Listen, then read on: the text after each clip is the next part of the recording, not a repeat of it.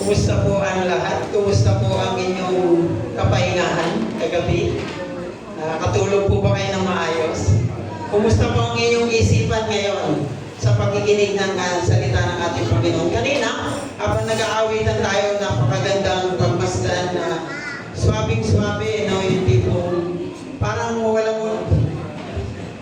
wala tayong mga problema sa buhay, no? Habang umaawit tayo sa ating Panginoon, no? Yung pa kanina habang umaawit tayo, parang ang sarap nang namin yung presensya ng ating Panginoon, no? Kahit na meron tayong mga problema sa buhay, no? Parang naitapon natin yun panandalian, no? Salamat po sa pag-aawitan. 1 Samuel chapter 1 verse 21 to 28. No? Short biblical background po muna tayo mga kapatid. Ang 1 Samuel chapter 1 verse 1 to 28 tell us about the birth and dedication of Samuel. No, dito pong mababasa natin paano pinanganak si Samuel at paano siya naging handog, paano inalay ang kanyang buhay ng kanyang ina. No, i-advance message ko na po yung Mother's Day. No, parang nung pinagbubulay-bulayan ko ito, parang pang Mother's Day. No, pero,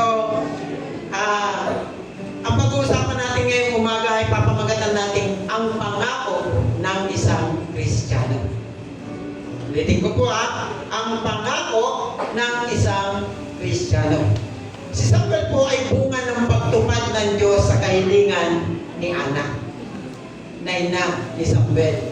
Kaya ang bagay na pag-uusapan natin ngayon ang pagsagawa ng pangako ni Ana sa Diyos. In fact, nung pinagbubulay-bulayan ko po itong salita ng Diyos, no? Bago po mabuo itong mensahe na ito ng ating Panginoon, marami pong pinakita sa akin ng Diyos patungkol sa salitang pangako. No, ay nag-guilty ako doon sa mga bagay na parang mas inuna ko pa, no, bago tugtin yung pangako na binitawan ko noon sa ating Panginoon. Kaya bago ko po ito i-share sa inyo, bago po ito i-share ng Panginoon sa inyong lahat, share na po ito ng Panginoon sa akin. No, sabi nila, isa daw sa pinakamahirap gawin ngayon ay ang pagtupad ng pangako. Mahirap po ba? Pero alam po ba natin, mga kapatid, na si Jesus ang katuparan ng pangako ng Diyos Ama sa bawat individual, bawat isa sa atin. Basic na basic. God completed His promise sa ating lahat na siya ang magliligtas sa ating mga kasalanan. Pagkakasala. Isisilang siya para maging tagapagligtas natin. Sabi din ng mundo, sabi ng iba, promise made to be broken. Grabe, no? Promise made to be broken. Yan po yung mga kasabihan ng iba. At kung kayo ang tatanungin, tama po kaya yun? Isa po sa pabirong kasabihan ngayon, yung tinatawag na pinangakuan ka na nga, gusto mo pang tuparin. No, yan yung pabirong kasabihan ng mundo. Kaya naman, ngayong umaga, isisiksik sa ating mga isipan ang pangako o panata ng tao. Sabi doon, sabi ni Aling Miriam, no? Si Aling Miriam talaga, kapitbahay ko ito eh. Promise daw is a declaration that one will do or refrain from doing something specified. Ito daw yung pagsasabi mo ng mga bagay na gagawin mo na. No? And ito rin yung mga bagay na pag pinangako mo, kung gari negative, pag sinabi mo yung bagay na yun, hindi mo na gagawin. So this morning, nawa magbigay itong encouragement sa ating lahat. Buksan natin ang ating mga puso at papasukin ang salita ng Diyos sa buhay natin ngayong umaga. Bago tayo lumalim, bago natin buksan, o bago tayo himay-himayin yung talata na yun, let's bow our head and let's pray. Panginoon, salamat po sa iyong salita. Salamat sa salita mo na pagpupulay-pulayan namin ngayong umaga. Dahil naniniwala kami, Panginoon, na ito po ay galing sa iyong banal na aklat na titimo po sa aming mga puso at sa aming mga buhay. Gamitin mo po ang iyong mapanlingkod bilang isang daluyan ng pagpapala. Nawa po, Panginoon, ang makita nila ay ang iyong salita. Ang presensya mo, Panginoon, hindi po ang aking kahinaan. Maraming salamat po. Give us more knowledge and wisdom para po tuluyan namin maunawaan ang iyong salita. Salamat po. Ito pong aming dalangin sa pangalan ni Jesus. Amen. apat o ay tatlo na punto po ang pag-uusapan natin ngayon. Tatlong punto na pangako ng isang Kristiyano. Sa ating unang punto, makikita natin ang simula ng lahat. Our first point, ang pangako na paghahandog. Sa verse 21, makikita natin taon-taon naghahandog si Elkanah, ang ama ni Samuel. Taon-taon pumupunta sila sa Shiloh upang ialay ang mga lagi nilang inaalay. Yung mga guya, mga harina, at kung ano-ano pa. Nakasanayan na nila ang gantong gawain dahil sa kanilang pagkakaalam na mahalaga na mag-alay para sa Panginoon. Para sa kanilang noon, mahalaga na mag-alay, mag-offering, mag-alay para sa Panginoon. Kasabay ng pangakong paghahandog nito taon-taon ay ang kanilang panalangin. Ano ba yung laman ng panalangin ni Ana? Pinakapanalangin niya ay ang magkaroon siya ng anak. At kung inyong babasahin sa panimulang verse ng chapter 1, dahil sa hirap ng kanyang nararamdaman mula sa pangungutya ng isa pang asawa, no? Si Elkanah po ay may dalawang asawa, no? Si Penina at si Hana. Tuwing nananalangin siya, halos walang lumalabas sa boses niya. No? Walang lumalabas na boses sa bibig niya. Gumagalaw lang ang kanyang mga labi. Naranasan niyo na po ba yun, mga kapatid? Kung di po bigat na bigat yung puso mo, nananalangin ko, wala nang lumalabas na boses galing sa bibig mo. Gumagalaw lang yung labi mo. Meaning to say, yung panalangin na yun ni Ana ay talagang punong-puno galing sa puso. Puso niya ang nagsasalita. Dahil sa hirap na ito, kaya nga inakala po ng parin si Eli na siya ay lasing. Kung babasahin niyo po sa chapter 1, maraming hirap na po siya that time. Tayo din po. Na parang pag nananalangin tayo, wala na tayong boses. Mga kapatid, ano ang gusto natin ihandog sa ating Panginoon? Ang alintuntunin kung ito ay makikita sa buong kasulatan, kung saan tinawag ng Diyos ang kanyang mga anak na iharap ang kanilang pinakamagagandang kaloob. Ano ba yung merong kaloob sa tao? Meron tayong talento. Wala pong tao na walang talent. Dati akala ko wala akong talent eh. No? Pero meron pala. So lahat po tayo, meron tayong binigyan tayo ng ating Panginoon ng talent. Ito pa, baka hindi sumangayon yung iba. Lahat tayo, meron tayong yaman. Taas ang kamay ng mayaman. Lahat tayo mayaman. Pero na lang ang kulang. No?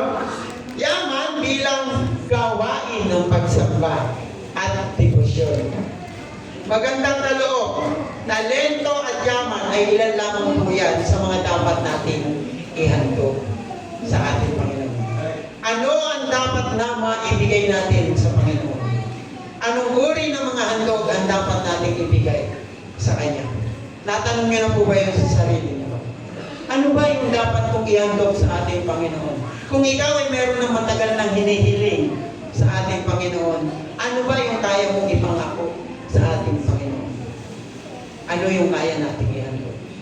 Dapat ba yung umupa tayo sa harap ng Diyos na may mga handog ng mga buya na nananabik? O dapat ba nating ialay sa Kanya ang libo-libong tupa at 10,000 ilog ng langis ng oliba? Dapat ba natin isakripisyo ang panganay nating anak para bayaran yung ating mga kasalanan? Sabi po sa Micah, chapter 6, verse 8, He has told you, O man, what is good, and what does the Lord requires of you, but to do justice, and to love kindness, and to walk humbly your God. The three offerings that Lord wants us to do. And ito yung nire-require ng ating Panginoon. To do what is right. The Lord requires you to love mercy.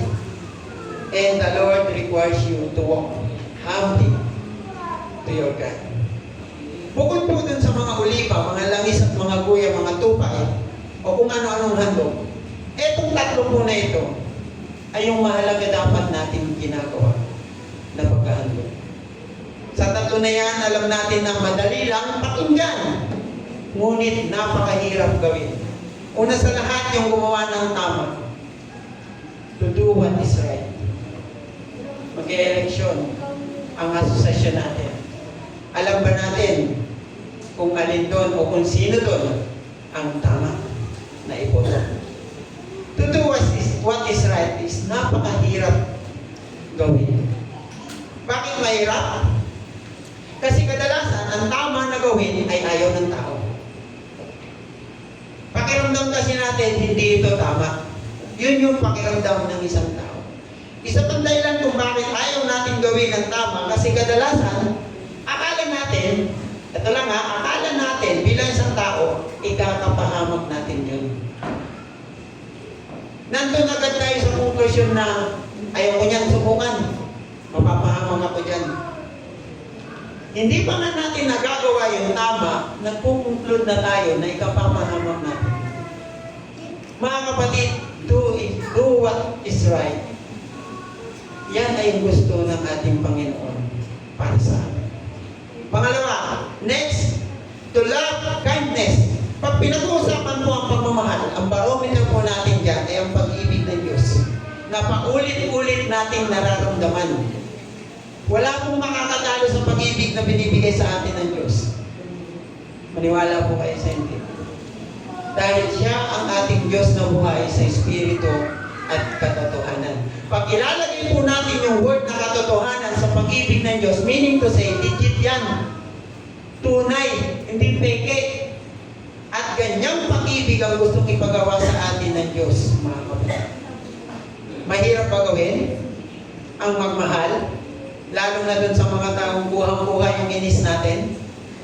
Yung mga taong sumasakit ang pasensya, sumusukat ng pasensya natin, sumasakit ang ulo natin, mga taong walang ibang ginawa kundi ang iparamdam sa atin na ayaw natin sa kanila.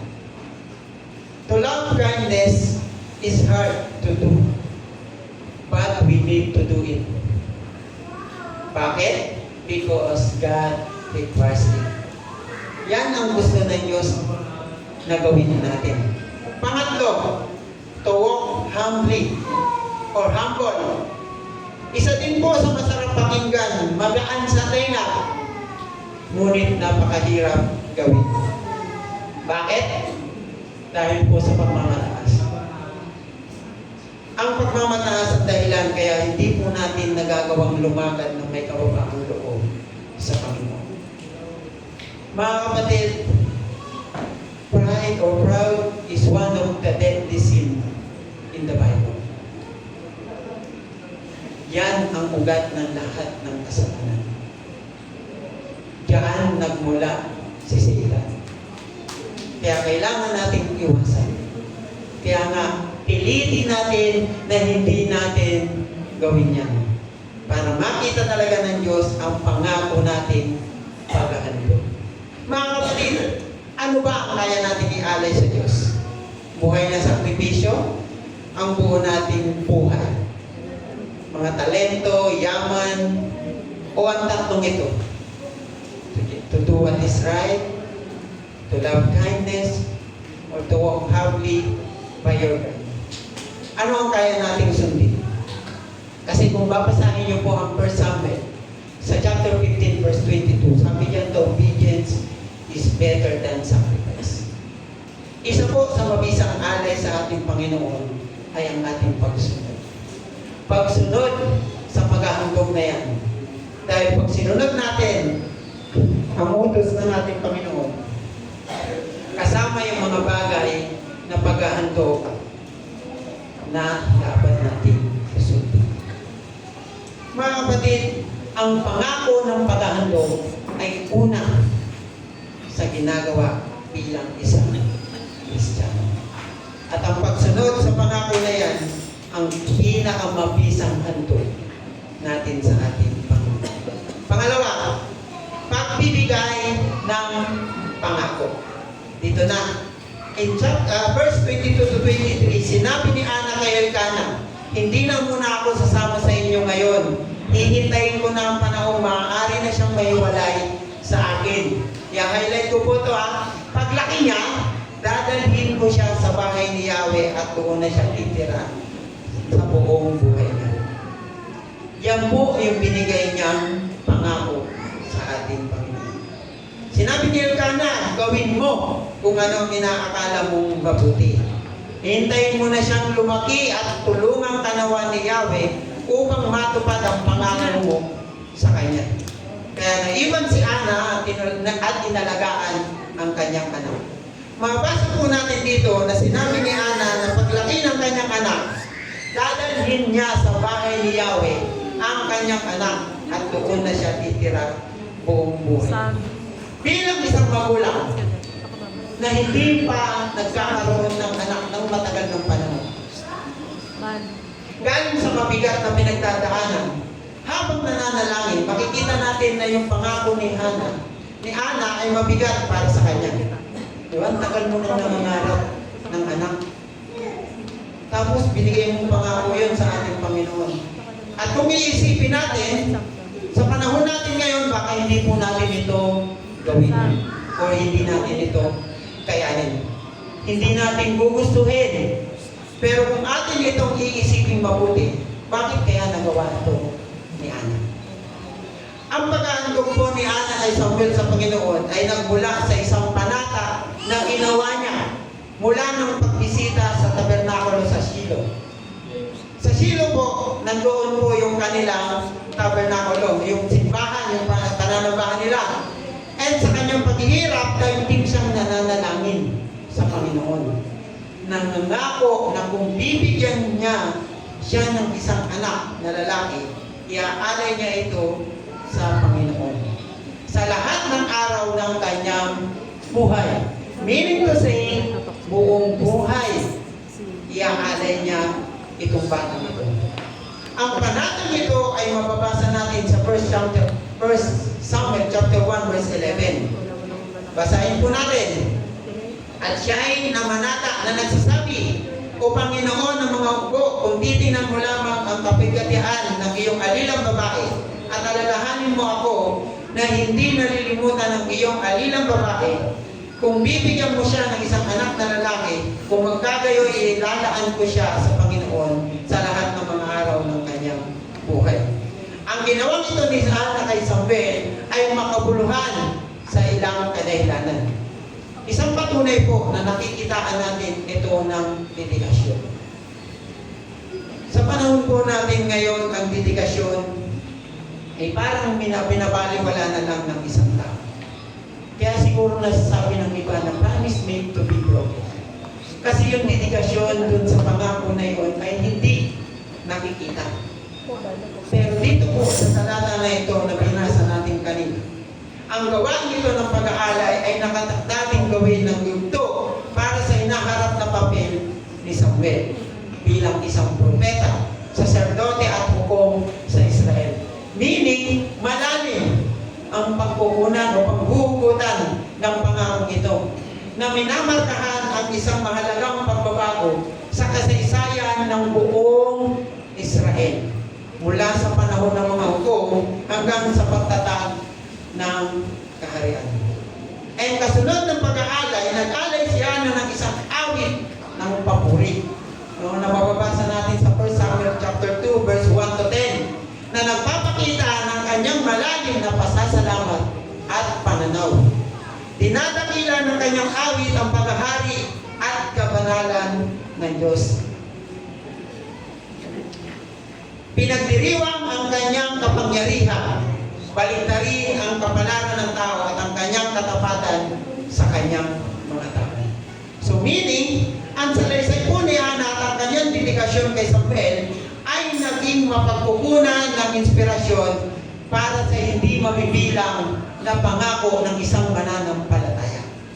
Ang kanyang halimbawa ng madasalin na debosyon at dedikasyon, katapatan sa mga panata at kahandang ibalik sa Diyos ang kanyang mga ibinibigay. Tayo po bilang isang tao, Napakahirap na sa panahon natin ngayon ang umangako. Madali lang sigurong pakawalan sa ating mga bibig, yung word na yan. Pero kung tutuparin natin ang ating mga pangako, ito yung nagpapahirap sa atin bilang isang tao. Mga kapatid, gaano ba katatag ang ating pananampalataya sa Diyos? Pag hindi po tapat ang ating pangako sa Diyos, meaning to say, yan po nagsusukat ng ating pananampalataya sa ating Panginoon.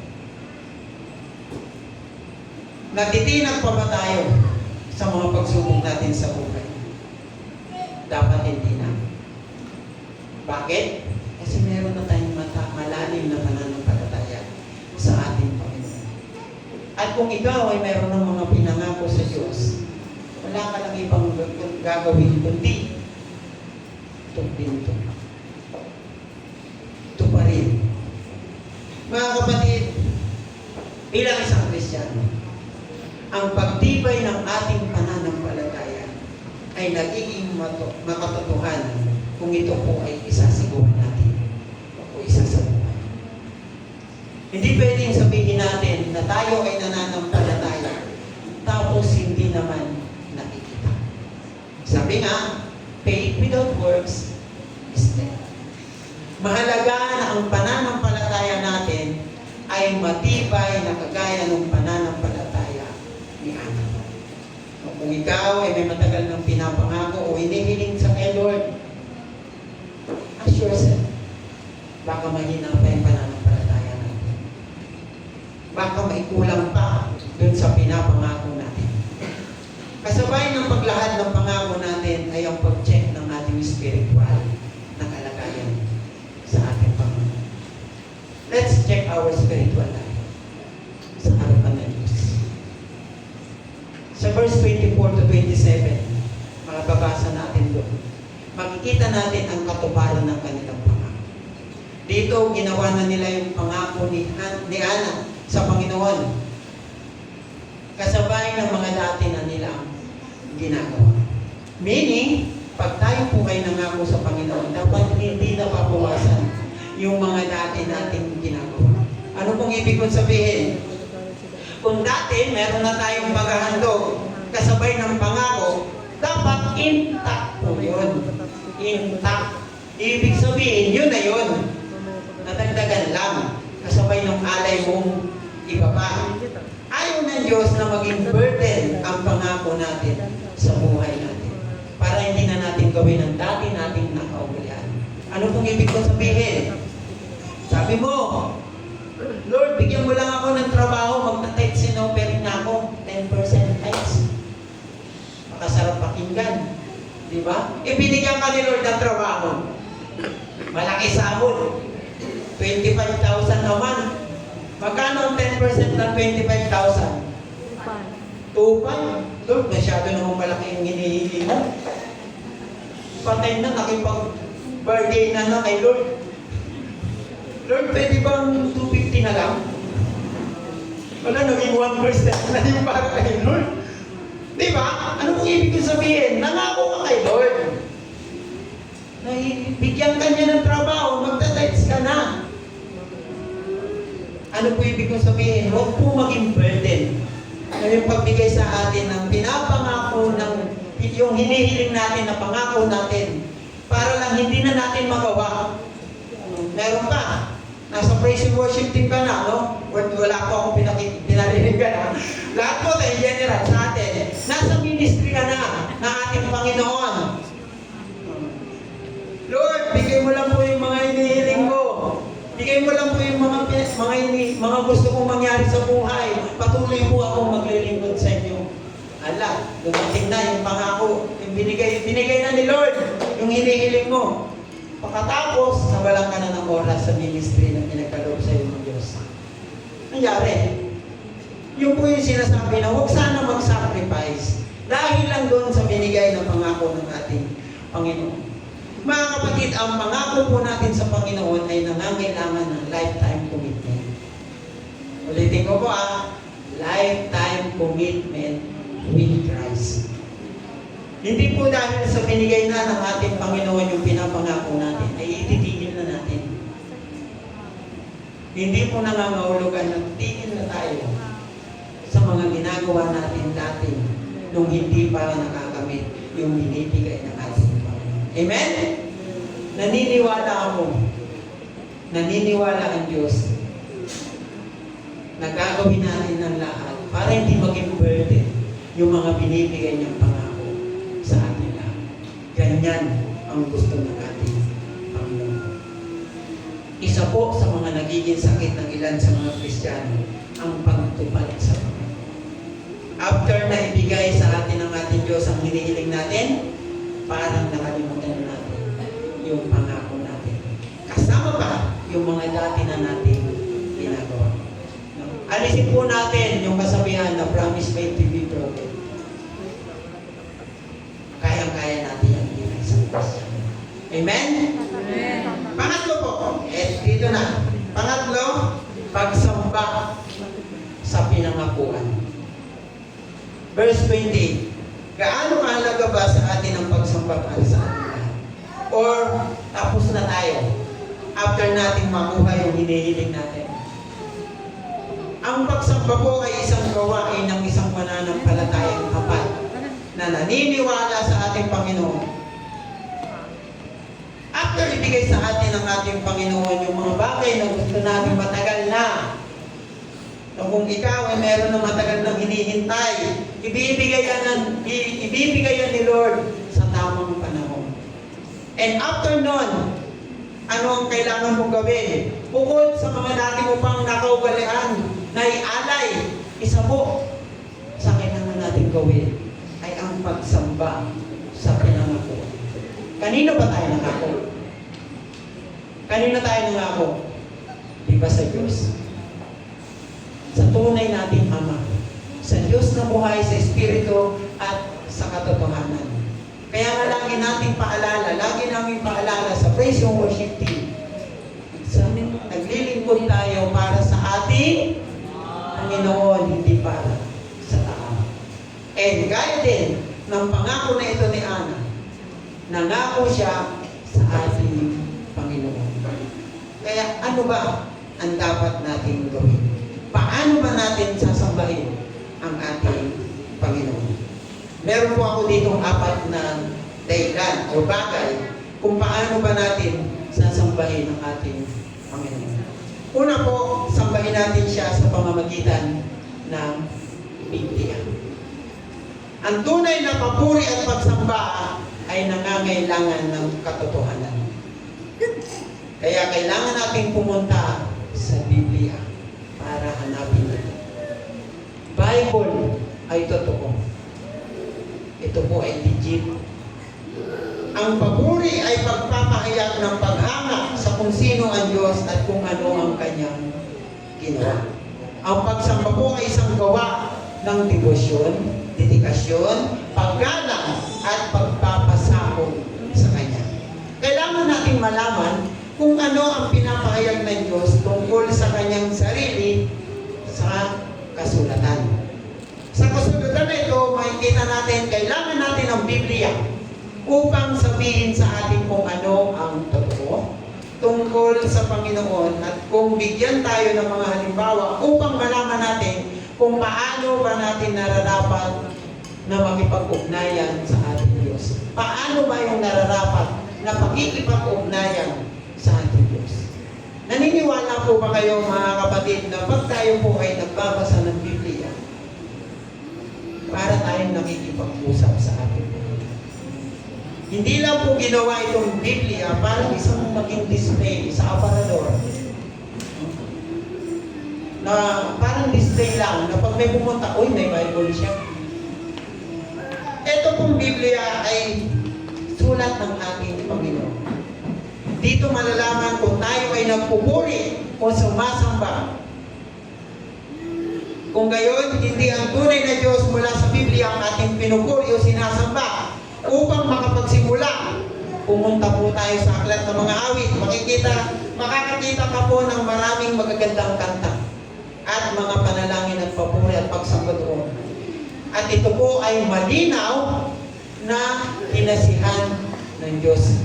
Kumbaga, kung ipapanahon natin ito, authentic to, legit, Naka-dry seal pa, kumbaga. Ang lahat ng kasulatan ay pinasihan ng Diyos. At mapapakinabangan sa pagtuturo, pagsaway, sa pagtutuwid, at sa ikatututong sa katwiran. Mga kapatid, wag po natin i-disregard yung Bible na nasa inyong tahanan. Binubuksan po yan. Wala pong kandado yan. Pansin niyo po ba? Hindi nilikha yung Bible na nakakandado. Hindi yan kagaya ng alkansya natin na nilagyan namin ng kandado. Yung Bible po, wala pong lock yan. Wala pong susi para buksan. Free, open, free, binubuksan. Kaya wag po natin gawin display. Ang pagsamba po sa pamamagitan ng Biblia. Pangalawa, pagsamba sa pamamagitan ng pananalangin. Ang panalangin po ay hindi lamang isang paraan upang mapadala ng mga kahilingan o hinain sa Diyos, no? O problema lang sa Diyos. Napaka-unfair naman. Nagagawa lang natin manalangin sa Diyos pag problemado tayo. Ano yun si Lord? Tulpo? Lapitan ng mga may problema sa buhay? Huwag po lang gano'n yung gawin natin. Pagsamba sa pamamagitan ng panalangin. Ito ay ang pagkilos ng pakikipag-usap sa makapangyarihan sa lahat. Ang pananalangin po ay isang paraan para makipag-usap tayo sa ating Panginoon. Isang pangunahing elemento ng komunikasyong ito ay paraan ng pagpuri at pagsamba sa Kanya. At tayo po ay nananalangin, tayo po ay sumasamba sa ating Panginoon. Siguraduhin magkaroon ng ilang sandali upang kumausap sa Diyos sa mas malalim na antas ng panahon ng ating tahimik na oras at kalagayan. Alam nyo, may sabi, isang mabisang paraan daw para manalangin, pumunta ka dun sa pinakatahimik na lugar. Nang halos walang nakakakita sa iyo. Pumasok ka sa kwarto, manalangin ka, doon mo iiyak ang lahat. Isang pangako ng pananalangin, punong-puno ng hinaing. Pero huwag niyo po munang kakalimutan, sambahin ang ating Panginoon sa inyong pananalangin. Dahil ang pananalangin ay paraan ng ating pagsamba sa ating Panginoon. Amen? Pangatlo, pagsamba sa pamamagitan ng pasasalamat. Tanong, kailan po ba tayo huling nagpasalamat sa ating Panginoon? Kahapon? Noong isang linggo? Noong isang buwan? O noong isang taon? Bakit? Last month lang, isang taon na yun. Kailan po tayo huling nagpasalamat sa ating Panginoon? Dapat po araw-araw. Araw-araw dapat nagpapasalamat tayo sa ating Panginoon. Ako kanina pag-isip ko, nagising ako alas 5. Habang nire-review ko to, nakikita ko yung hindi ko pa natapos na labahan. Yeah. Sabi ko, Lord, thank you Lord, may labahan ako. Kasi ibig sabihin, may damit pa kami. Diba? Pag wala ka ng labahan, ibig sabihin, wala nang damit sa aparador nyo. Nakita ko na lahat. Pagsamba sa pamamagitan ng pasasalamat. Kailan ba tayo dapat nagpapasalamat sa ating Panginoon? Pag nagagawa natin magpasalamat sa Diyos, ang negative na kaisipan ay hindi papasok sa ating isipan. Naranasan niyo na po ba yun, mga kapatid? Every time na tayo ay nagpapasalamat, puro positive yung pumapasok sa ating isipan. Wala yung negative. Huwag niyo sasabihin na, thank you Lord, bakit may labahan ako? Diba? Thank you Lord, bakit may hugasin ako? Laging merong pasasalamat. Araw-araw. Last Tuesday or Wednesday ba yun, nung ako po ay ma-hold up dyan sa may Napindan. Ang Ang nasabi ko na lang sa aking sarili, thank you Lord kasi nag-pray ako bago ako umalis. Kasi kung hindi ako nag-pray, baka mas malala pa doon yung nangyari sa akin. Sa akin po munang biyari sa Lalamog, nang pagbaba ko po ng Napindan, dyan sa may C6, dyan po ako na-hold up. Thank you Lord kasi unang biyahe ko pa lang yun. 100 lang yung nakuha niya sa akin. 105 yung binayad ng customer, naiwan yung 5 piso, na-hold up ng anak ko. No? Thank you Lord kasi yun lang yung nangyari. Diba? Araw-araw magpasalamat tayo sa ating Panginoon. And yun po yung sinasabi ko kanina. During that time, hindi pa ako nakakagawa ng aking i-preach ngayon. It's a sermon. And salamat kasi ginising ako ni Lord na huwag ka munang umalis, hindi ka patapos sa obligasyon mo. Meron ka pang dapat mo. Mga kapatid, mahalaga na marunong tayo magpasalamat sa ating Panginoon. Whether negative man yung nangyayari sa buhay natin. Malaking bagay po na marunong tayo magpasalamat bilang isang Kristiyano.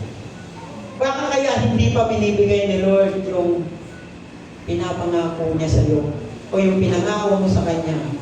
Eh kasi hindi ka pa marunong magpasalamat dun sa mga maliliit na bagay na ginagawa sa iyo ng ating Panginoon. Yung tanong na kailan ka huling nagpasalamat sa ating Panginoon, tanongin mo ngayon yung sarili mo. Tanongin natin yung sarili mo. Kailan ba tayo huling nagpasalamat sa Diyos? Baka hindi na natin matandaan dahil sa sobrang tayo. Pinagpasalamat mo ba natin na meron tayong sakit? Pinagpasalamat ba natin na meron tayong utang? Pinagpasalamat ba natin na wala tayong trabaho? O pinagpasalamat ba natin na mababa yung grades natin sa exam? Sa card? Kailan tayo ulit nagpasalamat? Ang pasasalamat po ay hindi gawain occasionally. Yan po ay gawain daily. Amen? Kaya araw-araw po, pasalamatan natin ang ating Panginoon dahil parte po yan ng pagsamba sa ating Diyos. Pangapat, sambahin ang Panginoon sa Espiritu at katotohanan. Sa isang kilalang yugto mula sa bagong tipan, sinabi po ni Jesus sa babaeng Samaritana na kung ano ang hinahanap ng Ama sa kanyang mga tunay na mananamba. Sa John chapter 4 verse 23, sabi doon, mababasa natin na itinuturo sa atin ang mensahe ngayon ng Kristo na ang pagsamba ay hindi na po tungkol sa pagsunod sa mga panlabas na ritual na maaaring magtago sa isang hindi nakabuong kalahok. Tulad ng nangyari sa mga araw ng lumang tipan. Ang ating pong pagsamba ay dapat na isang makatotohanang pagpapahayag na nag-uugnay sa ating Ama. Sa isang malalim na spiritual na antas. Ang pagsamba po sa espiritu at katotohanan ay nangangailangan ng ating damdamin at ng ating kaalaman sa Diyos. Ito po ay hindi lamang tungkol sa mga damdamin o tungkol lamang sa intelektual na pangunawa na kung sino ba ang Diyos. Ito po ay tungkol sa pareho. Sinasamba natin ang Diyos sa ating puso at sa ating isipan. Ang tunay po na pagsamba ay posible lamang sa pamamagitan ni Kristo Jesus. Wala pong ibang Diyos kagaya po ng sinasabi ng iba, ng ibang mga sekta. Wala pong ibang Diyos kundi ang ating Panginoon Jesus. At ang presensya ng banal na Espiritu sa ating buhay. Isa-isip po natin yan, na kapag sinasamba mo ang Diyos, kahit papano, gawin po natin yung tama na nararapat na pagsamba sa Espiritu at sa katotohanan. Mga kapatid, sambahin po natin ang ating Panginoon sa Espiritu at sa katotohanan. Dahil sa Kanya tayo nangako, sa Kanya tayo dapat sumamba.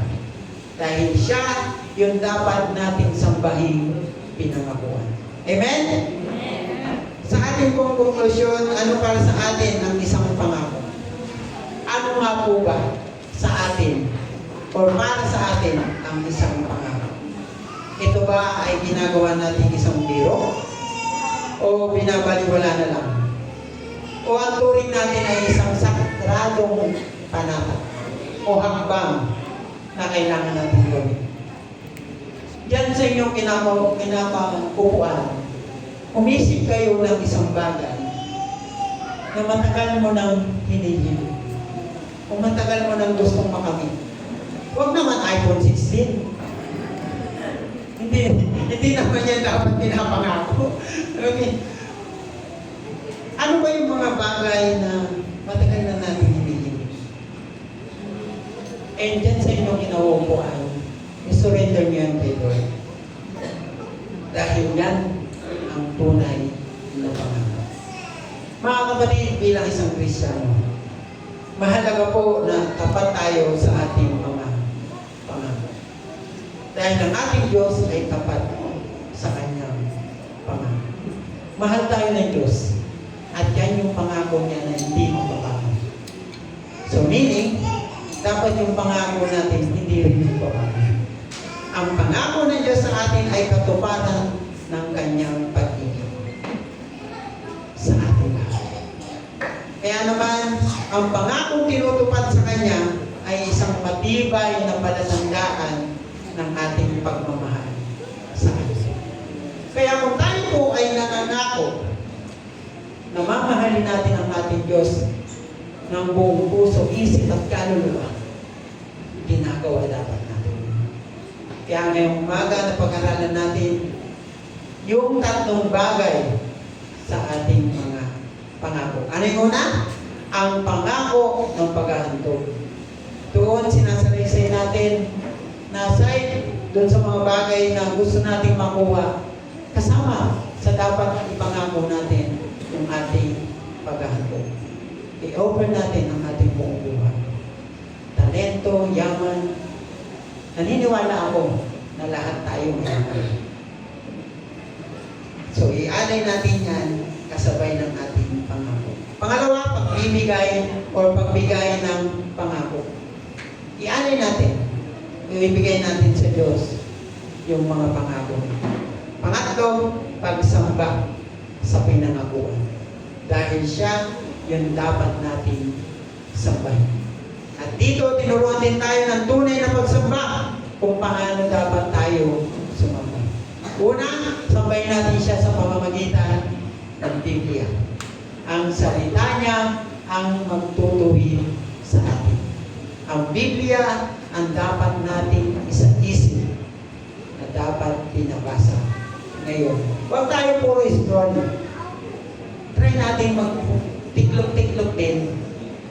Tiklop-tiklop din tayo ng gano'n pahina pag may time. Buklat-buklat. Next, pagsamba sa pamamagitan ng panalangin. Manalangin tayo. Dahil yan ang utos ng ating Panginoon. At isa yan ng paraan o dahilan ng ating pagsamba. Pagsamba sa pamamagitan ng pasasalamat. Araw-araw dapat tayong magpasalamat. Dahil kasama yan sa ating pagsamba. Lastly, sambahin ang Panginoon sa Espiritu at katotohanan. Iisa lang po ang Diyos na dapat nating sambahin. Walang muka. Walang kahit na muka. Kasi kahit ako o sino man sa atin ay hindi pa nakikita ang tunay na itsura. Depende na lang kung ang edad mo ay 2,000 years. Tandaan po natin, pagsambahin ng Panginoon sa Espiritu at katotohanan. Nawa mga kapatid, maisabuhay natin ito dahil ito ang kailangan natin bilang isang Kristiyano. Ngayong umaga, sinasaliksik natin ang ating mga puso sa mga pangako natin na hindi natin natutupad. Kung hindi pa natin natutupad yun, o kung hindi pa natin natatanggap yung pangako ng ating Diyos, Baka may kulang pa. Baka meron pa tayong dapat isuko sa ating Panginoon. Baka meron pa tayong kailangan isubmit sa Panginoon. Kaya hindi natin ito nakukuha. Church, let's make a lifetime commitment sa lahat ng ating pangako. Malaking bagay na pag tayo nangako sa ating Panginoon, tinutupad natin. Amen? A success family, promise made to be broken. Kung pipilitin natin gawin na mabroken ito.